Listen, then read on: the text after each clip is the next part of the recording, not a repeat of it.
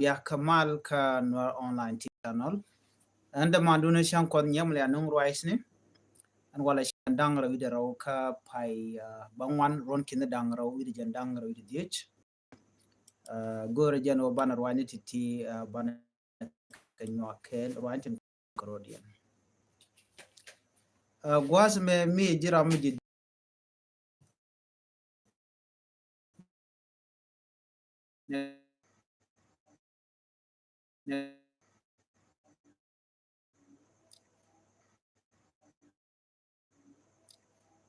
an wala luk shaje luk shikon dia la ngach lugan sha luk ano she pe gwada danan shaling and go nated content achieve work gwa luka la defend lawyer ning dakring machar she ka tin bom bom she kan ga teach la persecutor ga nated chunkel ke kirma yadit kan persecutor to tony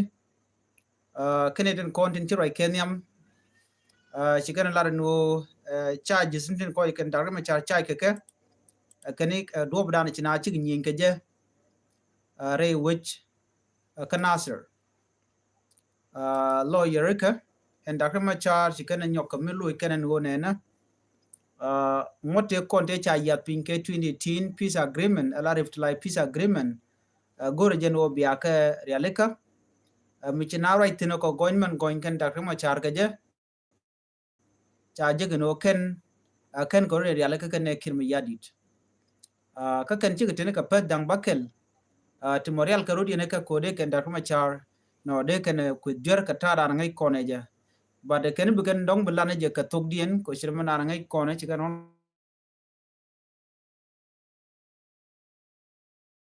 no de ka lat katuk dien ban mo cha je no tele mo gortuk karwa dan lat ka gwas mene me lat ke gore je no ba document dial ba ka leka ka ba ka linga dob dan de ka linga je chukuma da kama char chicken ti chicken kan de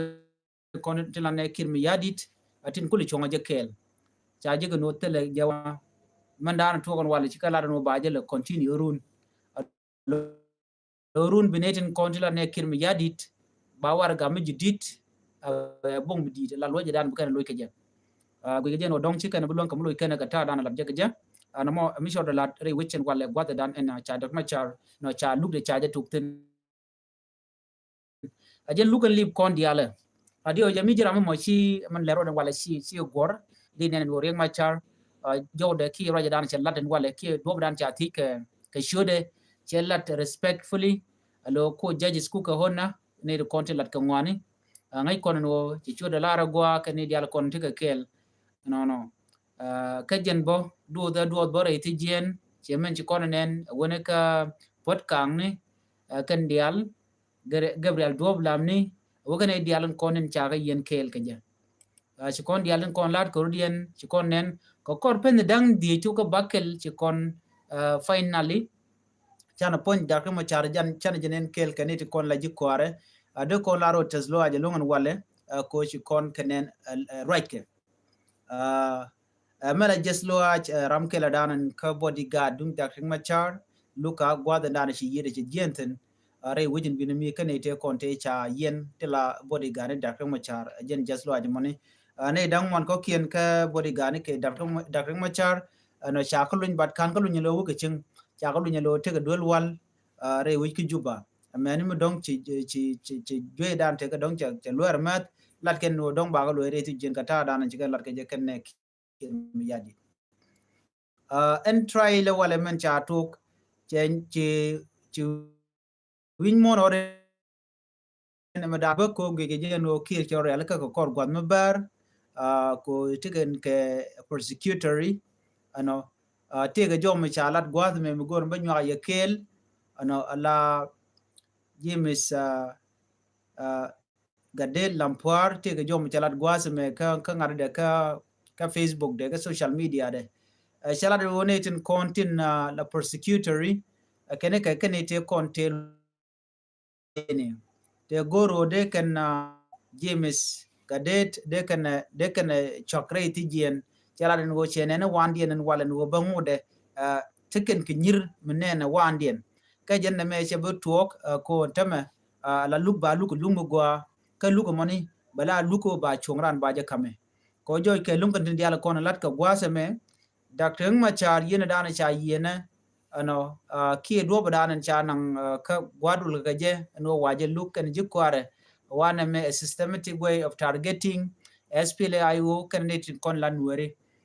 ne ka gwade dana ji ko to je ke 2013 me sha nwere aga nagare wiki juba kan kir me yadi kan men chol ye ngum liu na ka je anyok ke 2022 re wiki ler ke coach kan witin ko kien cha nwere anak tin bo ene ko la dini kir me yadit teram cha chol bane me de jogo no jini chi me jek chelat bana me jen the first time ko ba rami mo milanwer no ba nang re court ke alo gui ken no dong pol ke re ma char ba chi jen lode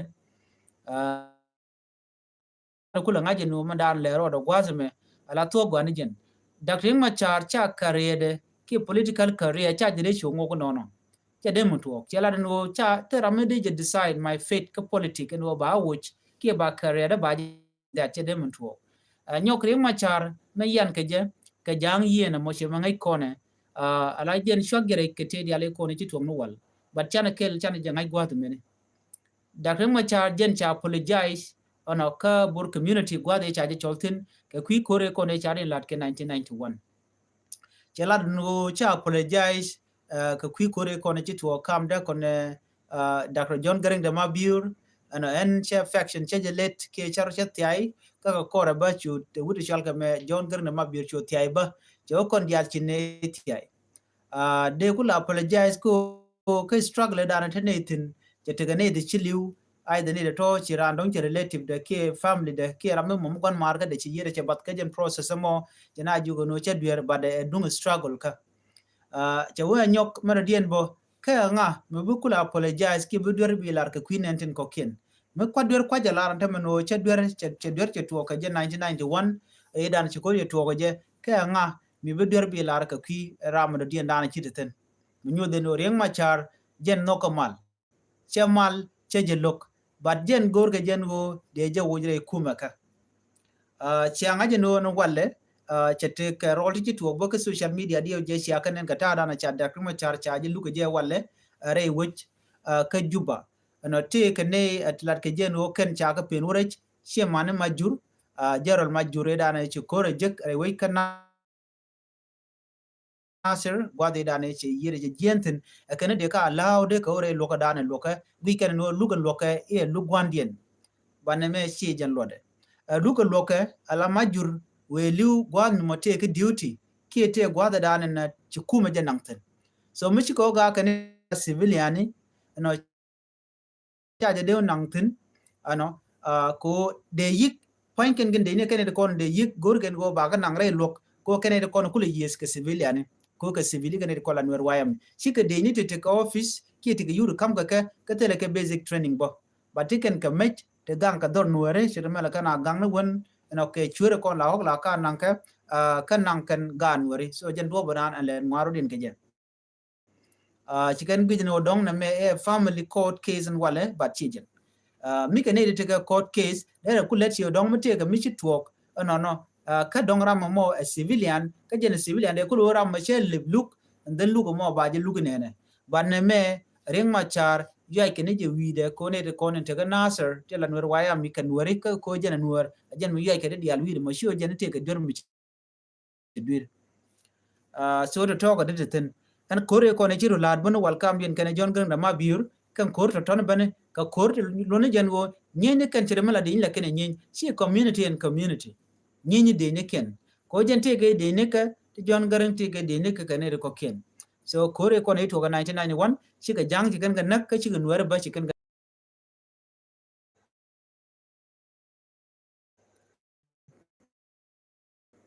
anga me bi tie jen tama ina ngam bikin me yadi tie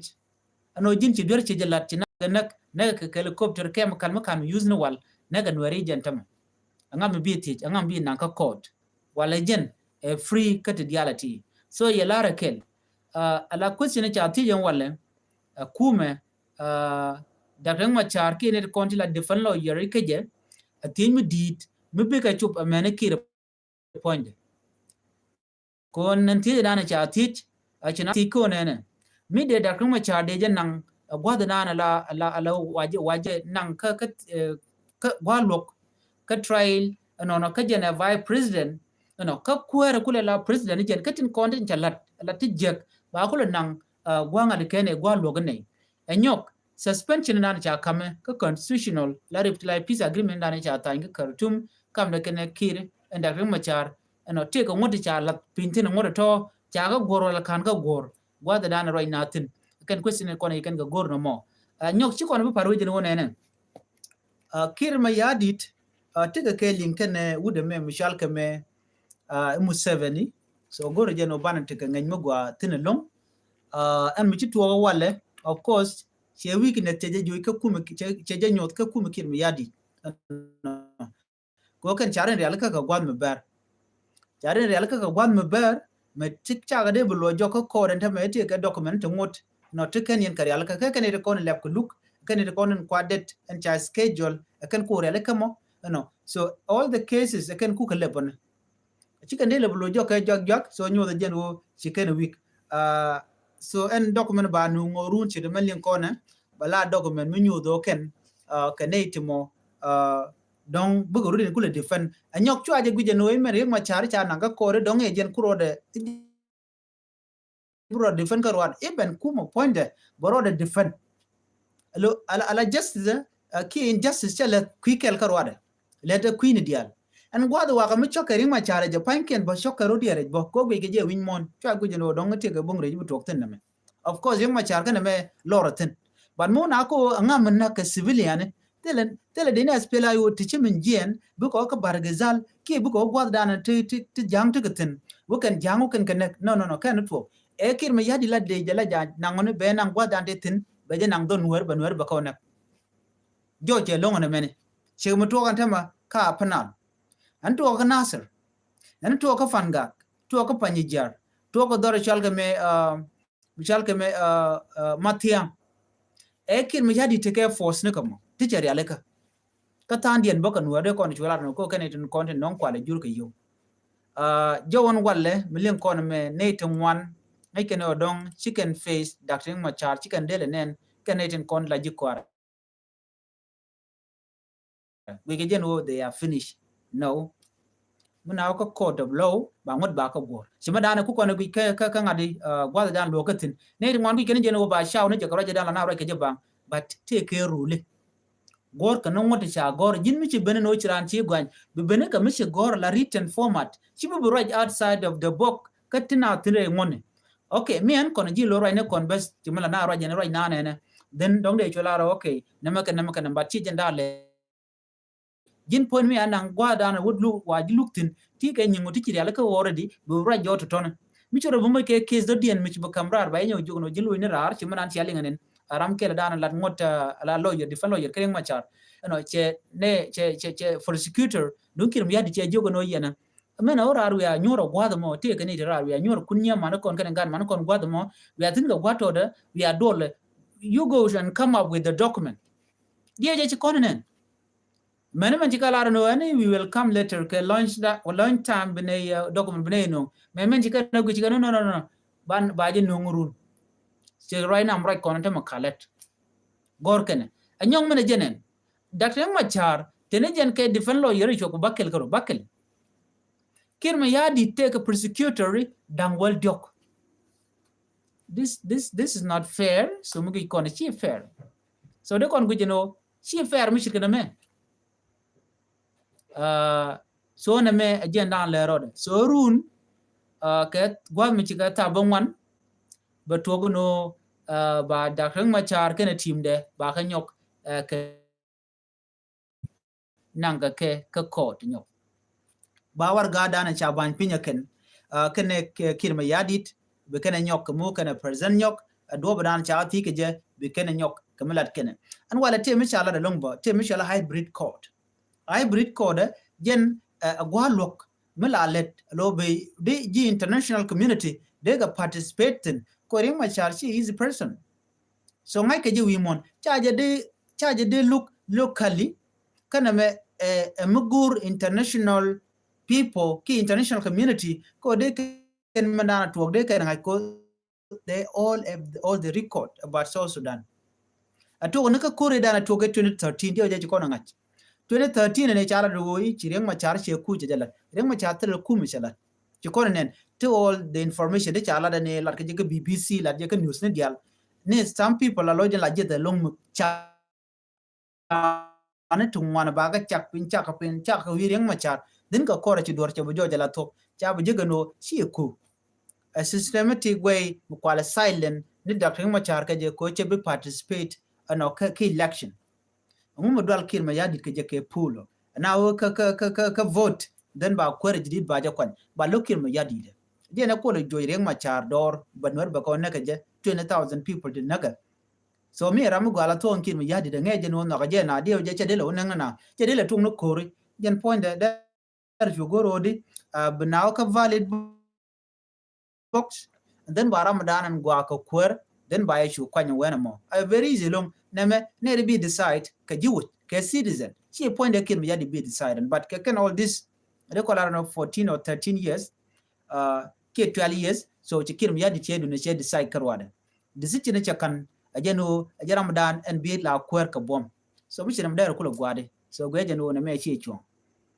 so tichit titine ka ti shade laran tama to bana ngajeno en case da kan machara me badil to gwa kam we joje lo ba justice ba jela gwade chere mana na gor ka jegeje den be so Sudan ba te kamal amene kor diala to ti dong ba ka kapchong ko bna rai mal ka ko ki jera man yam dan logo bi mal babe nuar no kan mal chengne man cha kan la kan mal kan na ko ngai no la mal jena dana gwana jen be so Sudan bo nyam je tere dob dotin ban mo ki mod ko insist ko Bering Machar ba je continue nwer wai ami chike de ke ramichi war crime ja tin la jin ci gerchi la gwa kur then la ja persecute kamot baname na kan civilian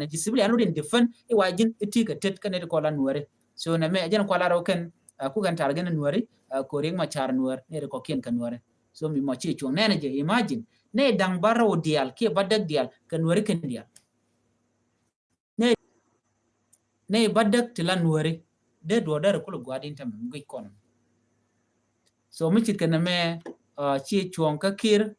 bana na mo bana je dil ngaji nono de je gorno biya me biya je ling ka ta dana chungwane churen lat ke je ko gor kono bi mal beben chi kon goro bete karik te lat ka rodi rai wichin binami so kir goro je no der mo gwa der je lat ko de mal der wo won yamre wi ka so Sudan ban mu we je lat ka do bo mo mi gwe je no be je lat ke je tela mal ben rewi ka so Sudan ko nwere live kan ten diala kon lat ke kir me yadi den tam me bin nwere me chika lungno kan de karwal bar bi ken je an wa wit anda wit la woni jen ka woni am banawre malka ban mo wa belena ka jeno kire jen ram dana tuka den be mal ben de tel go bi mal ben geje so gor jeno de yen jo me den gor no de yen ngach ka taran len ngwa rudin geje chana wo ka report do dien man le rode re wich ana kana strate ka report me chalat gwasme mu gor no banwa ya kel wuri shalka me kwang chorale no te ka report mi chalat de je kon diala ngach an go tane ti chok jen wan badda ka cha kana re wijin binami report en chenong wale jene cha ne dang wan ko ne abar cha kana re wich ka malakal so tel report dio je ruda del gor kon de kon mana chora lat ka buri be de kon ling but tel report mi cha nong totally kire mina kwang chora le jeram dan chora moy ke nyin katin kon chalat ka che kolat ba men o ji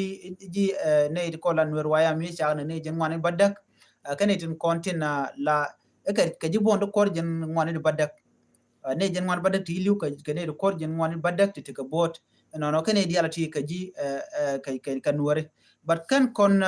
exactly information na to ka waya mi kan kon link ka jowo dana ci korche to ko je tele confirmation mi ci ro lat ban ma ngai kon long ci kon chora le che de ngaji no mi ci to ku dan ten wer waya mi teten che de mun to so bure be ngode te ke tension man tema ku kon lat ko rodien tentere wujin win mi so de kon mo de kon ngaji no report cha no disregarded ka kon chora le ci to ko kan statement kan release but jen jagana lo de ni ken ko ba kach ci o dong te ka do me le rode most important thing o ne magor kan no bi mal be ben la to go bi ne dial bi ke gor jeno de kan etin konti la dini ke de kan ko jela to go bure be ko jen do mal ka tele mal do dien men ana don wer tele ko ni atin mi jekan tan kan ko la dini SSPDF den no ku kan occupy ni territory nen wer tel mu dien mi teten wen man mi kan etin no la to no bi mal be ben they have to move from that place because civilian because jago bu go gwa dan de ko petin ka bel ku kana la gang no yene ke yene ko non lu ko mal bi bu gur dor ne nat gon mi pur ko tin ka bel ku la benekten jatin na mo no na mo chetin so na mo der gwan wo de kon me de kon lim yemena nyot ma na chalat gwa same en wale of course still to kon ka case dung Dr. Machar ala journalist road George chala do ne na ajen chaje yen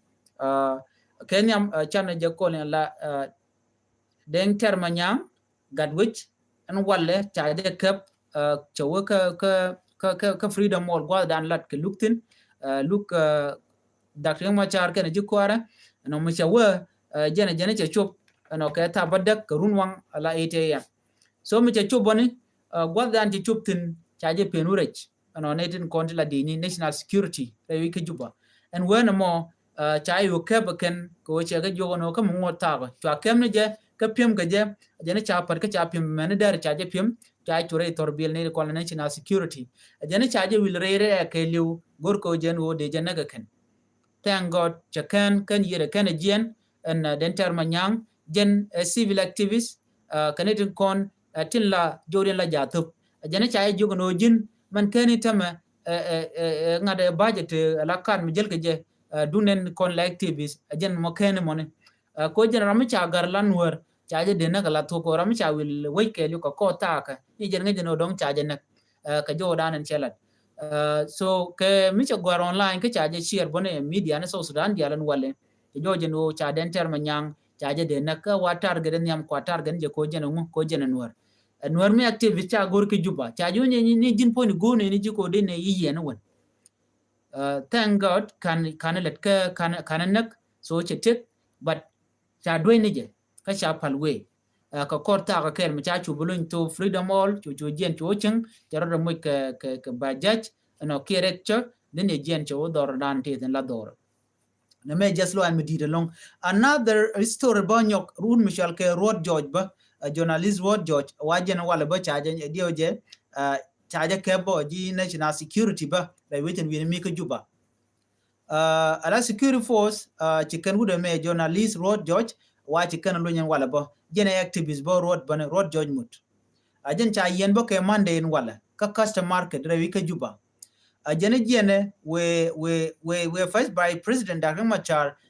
trial dan ke lu dan lo der jo tur ke der o gitin kam dan le ro ko journalist wa cha ke mo when mo chayo dwech dio je kon ngajin wala mo chala do tele media mo gorke anan mo me ram let ke SBC kar warla ledika South Sudan Broadcast Television jen jiram dana ba law so cha ne ti cha ga chen je jene cha kamrar but jene telephone de jene kan comment ma non jene ke bo police tin te nyakron cultural center jen to kal gwada dan jen jigjet non ka police to kon kan de kon shi kef cha road cha yu kef jene cha yu yen telephone jene kana kama non jene ID de bo ID kada kana kam bon jene ngodan tam go mu gure je jene teleje duo me de yen ke je ko ram mo goro we gwada dan en lat ke luktin ko cha ka law iben man an tiga lat bon kan de kon te ka parliament la judges en go telere ram mo me de je cover na me tere ba cha ji goro jin bu mat ka tab ke ka kwang ka cha ji goro no jin beriet telam belar bu turujin bu yu turujin but chat ne dial cha ka reject wala ne la jimi dia tende kon all the information de kon kule jeka ke tandien wuken la mite video ne kon chanen cha SSBC television man kule ku ngare la cover like trial ke look and wale and then you can video mo man kwala broadcast je mi mo kule joy ke television you can camera ne ken dia kan kula ke screen ku kan la tour screen kuji SSBC ku kan la tour je mi mo chikana logo long ti lodin che jada long ko cha ga jogo no te ram gor ke ye animo rami mo le ke SSBC so jen jodan cha la mo so ti rew ti ka ti bech ka gan wer ka tin konen cha de na kan wale no ko kan cha ka kef national security ko kan wo kan ka freedom mall ko cha ka allow of course ye kan lar na pan kan ti konti la national security wo chi kan ti kan ga gor and then they can show pe gon kon de tin but che freedom of speech tin but che de tin kan ko lan wari of course ne me bech ki mi chore de lat kwala kunyo run mu ba kan yako mu ba ka allow ko run jen chenga do dien dana be kan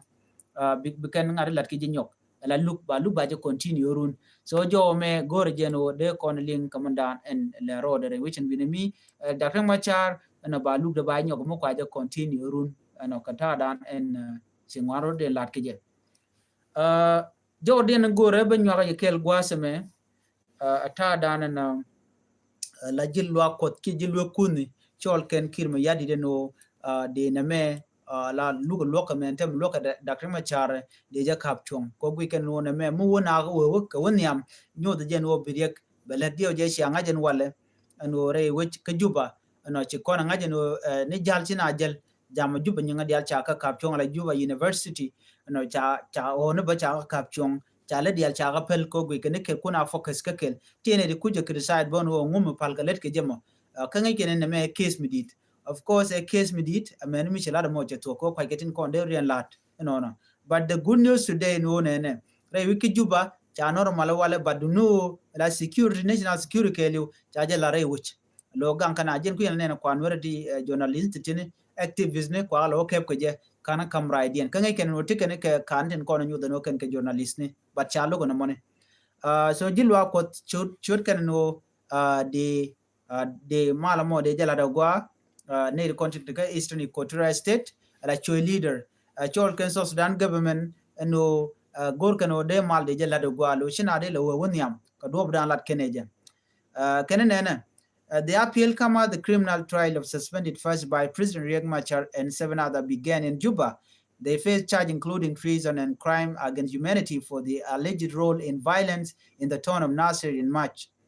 Choy leader in Eastern Equatorial State petitioned South Sudan government on Sunday, urging national and state leaders to prioritize forgiveness, dialogue, and justice to achieve lasting peace. Chicken jo me chicken larin no and go de kum South Sudan de can go de can they can come at no kongai kon ring ma char charge gwan no ka ki ko re chi to ka na serati ka titin ka ngai ken no ne ko ni ga na chikale la chikade ni ka civilian kwa dor ken kwa lo de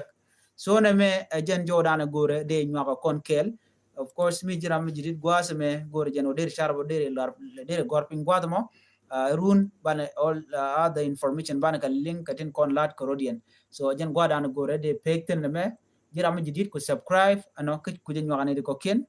ani biata ga mal bye bye